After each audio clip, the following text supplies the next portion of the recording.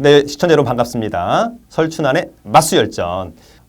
오늘은 저희가 이제 사실 부동산 투자에서 가장 중요한 게 여러분 또 뭐니 해도 세금. 네, 돈을 벌지는 못할 수 있지만 최소한 돈을 까먹지는 말아야 된다. 최소한 지키는 부동산 투자. 그래서 사실 어렵게 모셨습니다. 전문가를 대상으로 강의하는 젊고 실력 있는 부동산 전문 세무사. 자, 오늘 우리 방범권 세무사님 모셨습니다. 안녕하세요. 안녕하세요. 네, 방범권 세무사입니다.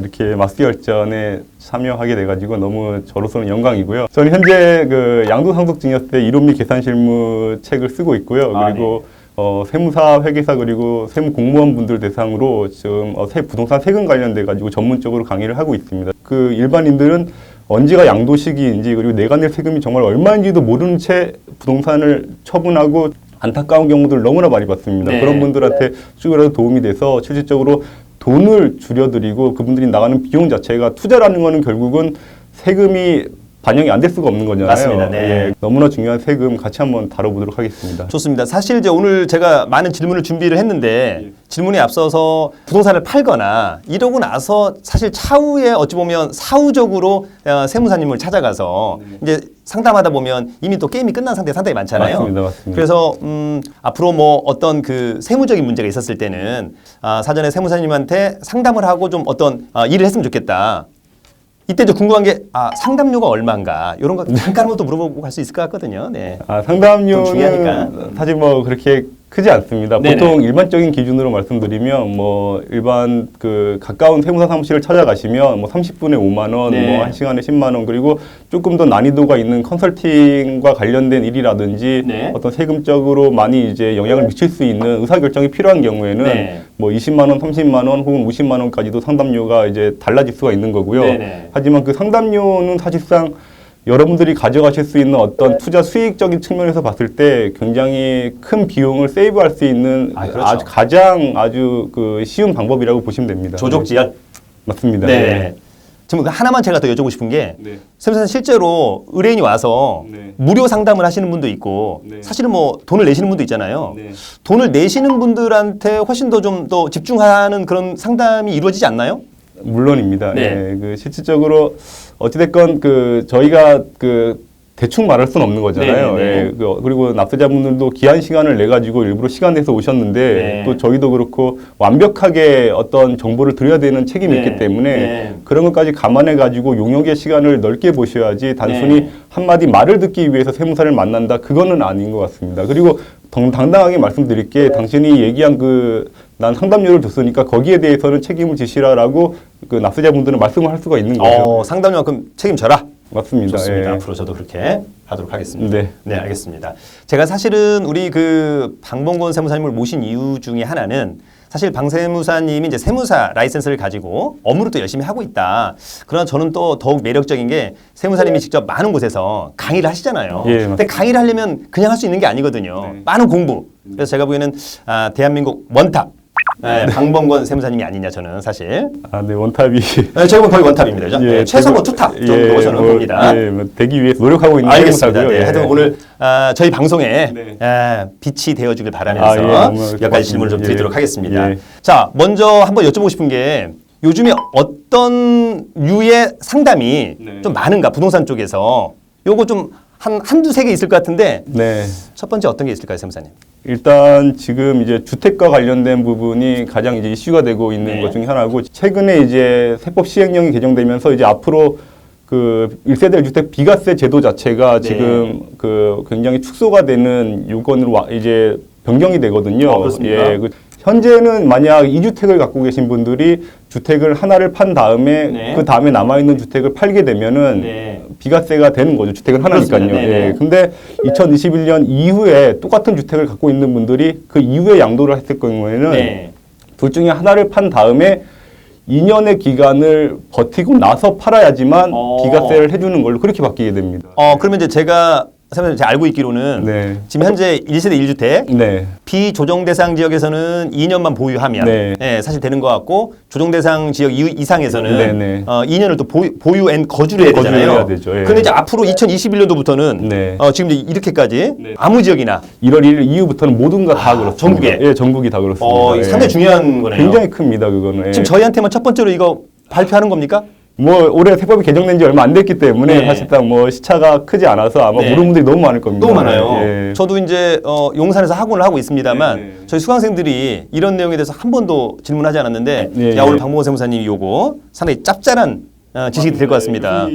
그 어떤 다주택이신 분들이 1세대일 때 비과세를 노리고 만약 그 양도세를 절감하시고 싶다 그러면 네네. 가능하면 내년 말까지는 그러니까 잔금일이 중요합니다. 세법은 네. 보통 이제 계약하면서 내가 팔았지 이렇게 생각하시는 분도 계신데 네네. 세법에서는 잔금 치르는 날이 제일 중요하기 때문에 보통 네. 잔금 치르면서 등기까지도 이제 접수를 하잖아요. 네. 그렇기 때문에 잔금일이 내년 12월 31일 전에 들어와야 됩니다. 그러면 네. 내년 12월 31일 만약 그 31일 날 잔금을 치르면 네. 그 전날 30일 날에 다른 물건을 가지고 있다가 그 뭐 증여를 한다든지 양도를 한다든지 팔아도 하루 차이가 나도 문제가 없는데 그렇죠. 그러네요. 근데 2021년 1월 1일 이후가 돼 버리면은 네. 문제가 돼 버리는 겁니다. 팔고 2년을 기다려야 되는. 예, 맞습니다. 예. 좋습니다.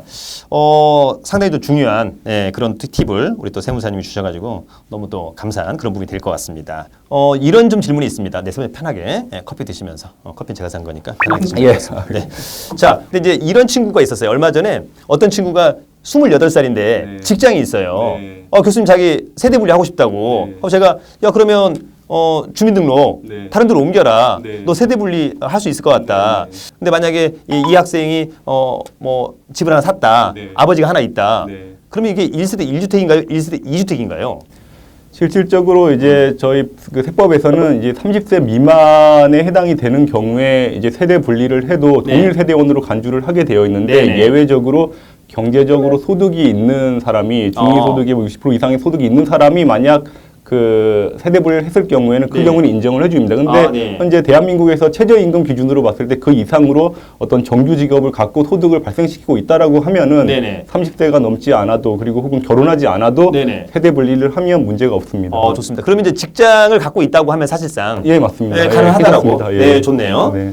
알바의 개념은 좀 아닌 거죠? 세무사님? 소득이 아주 뭐 그냥 프리랜서로 해가지고 소득이 뭐 월 100도 안 된다. 네. 그러면 문제가 될 수가 있는 네. 거고요. 예. 네. 자, 하여튼 뭐 우리 전국에 계신 30세 미만 네. 분들도 일정한 소득만 있다면 네. 세대 분리를 해서 충분히 네, 맞습니다. 1세대 1주택 주택수를 분리할 수가 있는 거죠. 충분히 예, 맞습니다. 알겠습니다. 예. 과연 요즘에 또 질문 많은 두 번째 어떤 게 있을까요? 요즘은 이제 그 3기 신도시가 이제 얼마 전에 발표됐잖아요. 3기 신도시. 네, 네. 아시겠지만 근데 그런 걸로 인해서 이제 그 거기에 토지를 갖고 계신 분들은 그렇네요. 이제 토지 수용 예 맞습니다 불었습니다. 네네, 예, 불었지만 또 그분들은 그 실질적으로 원주민들 입장에서 사실상 금쪽같이 평생 안고 갈 토지였는데 본인들이 원하는 만큼의 어떤 보상가액을 못 받는 경우가 많거든요. 네네. 아무래도 예, 그게 실질적으로 어떤 지금 개발이 되어 있는 상태의 토지도 아니고 네. 거기에다가 세금까지 또 네. 엄청나게 내고 나면은 네. 본인들은 그냥 한편으로는 그렇게 얘기하시는 분도 계세요. 내가 이거 국가에다 그냥 헌납하고 나는 그 그냥 이주해야 되는 거밖에 되지 않느냐 뭐 이렇게 네. 얘기하시는 분도 계실 만큼 네. 저도 이제 사실은 네. 제가 이제 얼마 전에 저희 수강생들을 데리고 네. 경기도 이제 창릉, 네. 고향 창릉 옆에 화전역을 다녀왔어요. 네, 네. 화전역을 다녀왔는데 화전역 바로 근처가 이제 창릉지구로 네, 네. 지정이 됐더라고요. 네, 네. 근데 한 2,000평 정도 네. 평당 가격이 한 거의 200만 원을 하고 있는 것 같아요. 네. 한 40억 정도 하더라고요. 네. 이를테면. 네. 그러니까 이제 아까 우리 세무사님 말씀으로는 그분들 입장에서 좀 아쉽다라고 할 수 있잖아요. 네. 저는 이제 부모님이 그 전라북도 진안에 네. 땅을 6,000평을 남겨주셨어요. 아. 여기 정도도 3기 신도시 하면 어떨까? 예. 근데 지금 6,000평이 평당 3만 원이거든요. 그렇죠. 그러니까 사실 기다리고 계신 겁니까?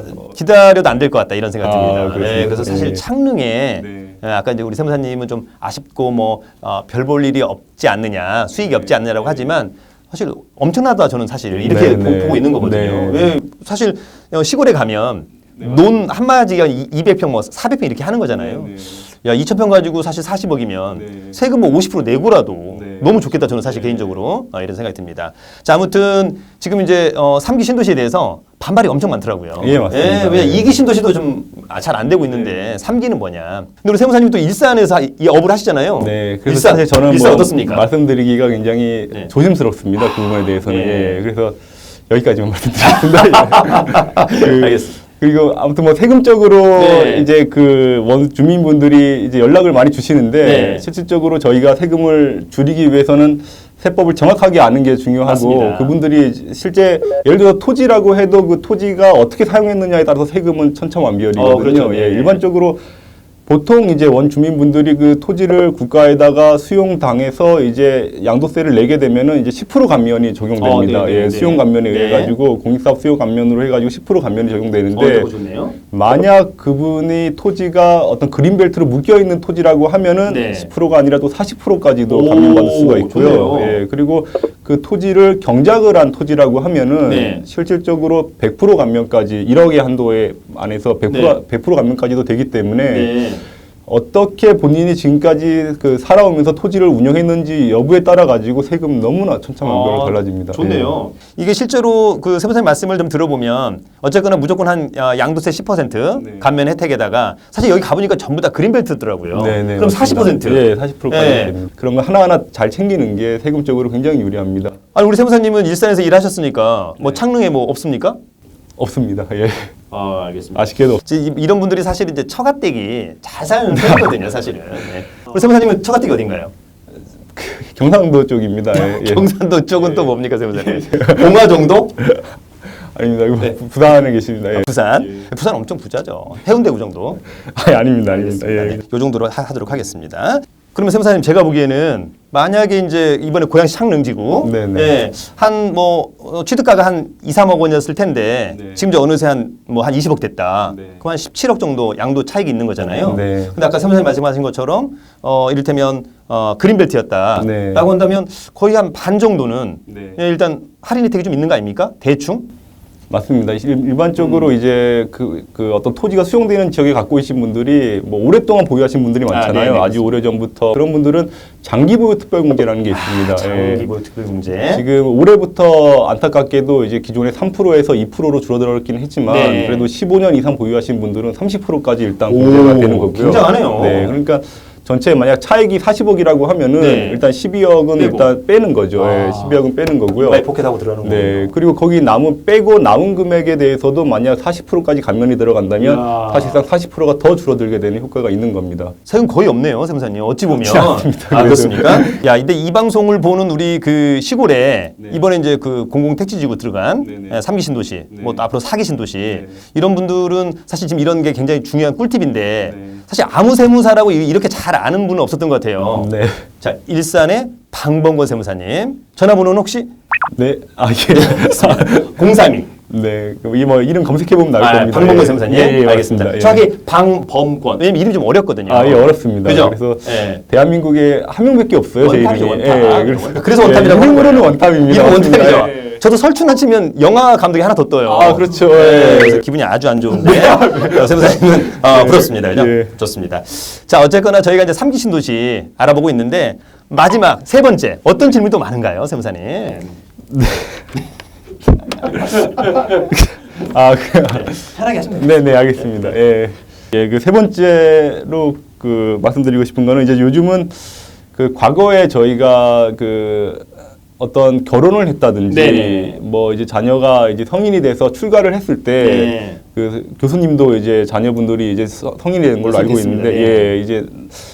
예, 이제 나가서 출가를 하게 되면 안타까운 마음에 네. 예, 전세 자금이라도 네. 혹은 이제 뭐 집을 사는데 내가 부모된 입장에서 많지는 않지만 네네. 그래도 어느 정도 이렇게 뭐 몇 천만 원 혹은 뭐 1억이라도 이렇게 보태줘야지 뭔가 부모된 도리를 한 것 같은 맞습니다. 예, 대한민국에 네. 그런 게 있잖아요. 그런 마음. 예, 네. 예, 맞습니다. 네. 그런 어떤 안타까운 마음에서 지원을 해드릴 수가 있지만 네. 국가 입장에서 그리고 세법에서는 그렇게 지원해 준 거에 대해서 네. 나중에 5년 뒤, 10년 뒤에 당신 그거 잘못한 아, 거다. 네네. 증여세 아, 교수님 네, 내세요. 맞습니다. 예, 이렇게 네. 할 수가 네. 예, 교수님은 안 내겠지만 아, 교수님 네. 자녀분이 이제 그래서 제가 세무사님 이제 말씀 끊어서 죄송한데 네네. 제가 우리 큰딸이 네. 23살이거든요. 네. 20살 성인이 됐었을 때 19살 요즘에 네. 만 19세 예. 5천만 원 줬어요. 아, 그리고 10년 있다가 5천만 원 더 주면 네. 계속 비과세 되는 거 아닙니까? 아, 괜찮습니다. 네, 그래서 제가 예. 세무사님한테 그때 수업 듣고 예, 예. 이렇게 열심히 하고 있습니다. 아, 대단하십니다. 네, 네. 네. 네, 칭찬받자고 한 일은 아닌데 어쨌거나 뭐 그렇습니다. 네, 근데 이제, 네. 이제 따님께서 네. 지금은 5천만 원으로 만족을 하는데 네. 이제 10년 뒤에 만족 못하겠죠 또. 교수님께 이제 5억 달러고 하니까. 예, 이게 진짜 딸들은 뭐 거의 도둑이죠. 네. 교수님하고 딸하고 둘만 알면 되는데 네.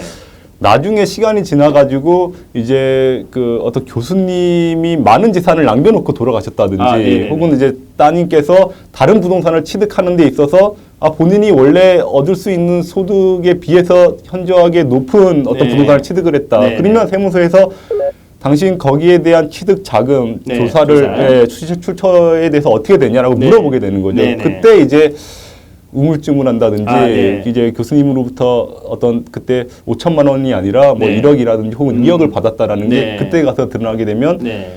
그때 애초에 돈을 줄 때 냈어야 될 증여세에다가 가산세까지도 아.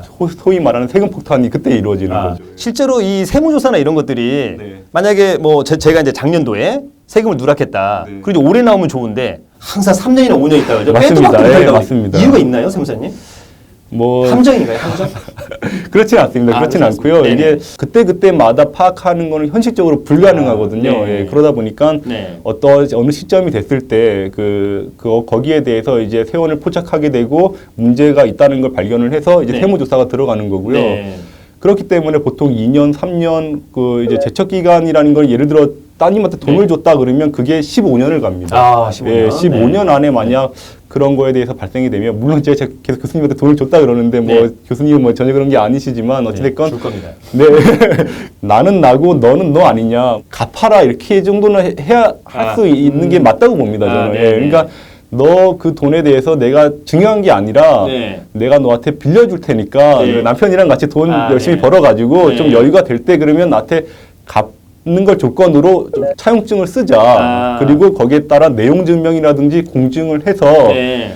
이자도 꼬박꼬박 매달 입금을 나한테 해주는 걸 조건으로 해서 돈을 네. 빌려줄 테니까 그걸 네. 가지고 부동산을 사는데 보태라. 이렇게 되면 네. 그거는 그 세법적으로 문제가 없이 금전소비대차 계약으로서 인정을 받을 수가 있습니다. 그러면 선생님 최소한 이렇게 해야 되겠네요. 왜냐하면 지금 저희 큰딸아이가 네. 대학교 이제 4학년이거든요. 네. 소득이 없잖아요. 네, 네. 먼저 5천만 원을 줘. 네. 그럼 이제 비과세 아닙니까? 네, 네. 그리고 다시 제가 돈을 한 3억 빌려주는 걸로 해서 네. 이자를 계속 그 5천에서 네, 네. 받으면 되겠네요. 네, 맞습니다. 공증받고. 예, 예. 알겠습니다. 뭐 좋은 거네요, 그죠? 그러면 그거는 절세입니까, 탈세입니까, 세무사님? 그거를 이제 금전소비대차 계약을 명확하게 하고 네. 빌려준 돈 받으실 거잖아요. 네, 받아야죠. 왜냐면 네, 딸 건데 받아야죠. 그 교수님께서 이제 나중에 10년 후 네. 지금 현재는 지금 먹고 사는데 전혀 문제가 없으시지만 힘듭니다.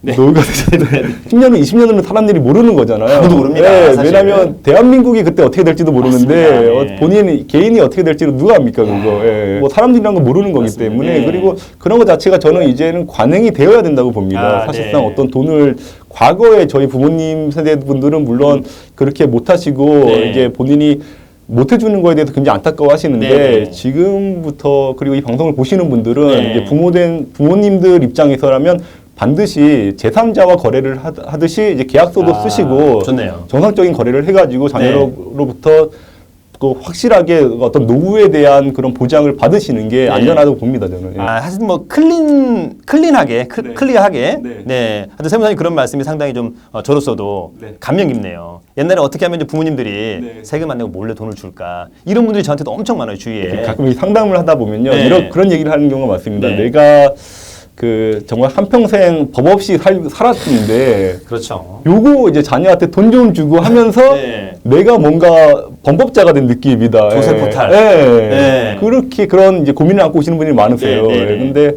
그게 어떻게 보면 이게 대한민국 정서였고 네. 대한민국이 사실 뭐 저는 아직 젊어서 모르지만 교수님은 그 예전에 옥수수 죽 먹던 시절에도 살아보셨잖아요. 아니 나랑 나이 차이가 아니 올해 나 2살 차이밖에 안 나는데 네, 진짜 갑자기 또 나이로 또 이렇게 2살 차이라고 하시면 방송 보시는 분들이 계신데 네. 아무튼 그렇게 어려운 시절을 고생하신 분들은 이제 본인이 힘겨웠던 그 시절을 알기 때문에 네. 이제 자식들만큼은 나와 같이 어려운 시절을 안 보냈으면 하는 마음에서 이게 돈을 지원을 해주게 되는데 네. 그때도 역시나 어떤 그러한 그 실질적인 계약을 통해 가지고 네. 정당하게 법에서 문제 삼지 않을 정도의 어떤 절차를 거쳐서 진행을 하시라고 말씀드리고 싶습니다. 예. 좋습니다. 자금 출처. 네. 제가 이제 마지막으로 하나 여쭤보고 싶은 게 이런 게 있어요. 얼마 전에 저희 수강생 중에 한 분이 네. 이제 50대 아주머니시거든요. 네. 자녀가 이제 한 뭐 21살 정도 됐는데 한 2억 정도를 네. 들여서 오피스 같은 거 하나 사주고 싶다. 네, 네. 요 정도가 자금 출처가 들어올 거냐 이렇게 물어보더라고요. 네, 네. 근데 느낌상으로는 저는 안 들어올 것 같아요. 느낌이. 네. 선생님 어떻습니까? 참 그런 게 참 어려운 판단인데요. 네네. 사실상 뭐 사실 정답을 굳이 말한다고 하면은 네. 복불복인 것 같고요. 그리고 복불복? 예, 네. 사실상 제가 이제 경험치로 말씀을 드리면 네. 어떤 그런 그 돈이 국세청에서 일단 그 돈 1,000만 원이 넘는 이제 그 거래에 대해서는 다 네. 일일이 전산상으로 일단 조회는 됩니다. 조회는, 네. 조회가 돼가지고 그런 거에 대한 거래들을 다 파악을 하고 있는데 네. 대한민국에서 하루에 1,000만 원 넘는 거래가 너무나 많잖아요. 맞아, 너무 많죠, 예, 사실은. 뭐 그 부동산을 취득하는 데 있어서 요즘은 이제 취득 자금에 대한 출처 조사도 많이 네, 하고 맞습니다. 그러니까 네. 그런 어떤 그 과정에서 드러나는 경우가 많습니다. 부동산을 취득할 때라든지 네. 혹은 아까 말씀드렸던 것처럼 부모님이 이렇게 주셨던 분이 돌아가시는 상황이 되신다든지 요즘은 이제 뒤에 이제 차후적으로 제가 또 말씀드릴 거지만 상속세 서울에서 집안채만 있으면 상속세를 다 내야 되잖아요. 네네. 예, 5억 최소 공제액이 5억이기 때문에 네네. 5억이 넘는 부동산을 들고 계시면 다 상속세를 내셔야 되는데 네네. 그때 어떤 세무조사가 일어나게 되면 그 과정에서 드러나는 경우도 많고요. 네. 그리고 본인이 갖고 있는 사업장이 있다. 그리고 사업장에 대한 어떤 세금 조사가 나오는데 그 과정에서 금융거래 내역을 뒤지다 보니까 네. 돈 주셨네. 근데 그 당시에 증여세 신고를 안 하셨네. 이렇게 네. 돼가지고 문제되는 경우가 있습니다. 그렇군요. 알겠습니다. 우리 시청자 여러분들 사실 세금 너무너무 중요합니다. 네. 그러나 이제 항상 어떤 세금적인 일을 하실 때는 사후적으로 상담받지 마시고 사전적으로 꼭 전문가, 특히 이제 세무사라고 하는 라이센스가 상당히 중요하잖아요. 네, 맞습니다. 이거 뭐 돈 예. 준다고 딸 수 있는 겁니까? 네, 네. 아니잖아요. 아닙니다. 네, 그래서 항상 사전에 전문가한테 꼭 상담을 받으셨으면 좋겠다. 그래서 오늘은 저희가 이제 요 정도 어떤 세금에 대한 어떤 전체적인 어떤 개괄적인 네네. 어떤 뭐 요즘에 질문이라든지 분위기 한번 알아봤고요. 우리 다음 주에 박봉근 세무사님 나오시면 네. 그때 조금 더 디테일한 각 세목에 대해서 네. 다시 한번 좀 알아보는 그런 시간을 갖도록 하겠습니다. 네. 세무사님 오늘 너무 고생하셨습니다. 예, 감사합니다. 네, 예. 시청자 여러분 다음 주에 뵙겠습니다. 감사합니다.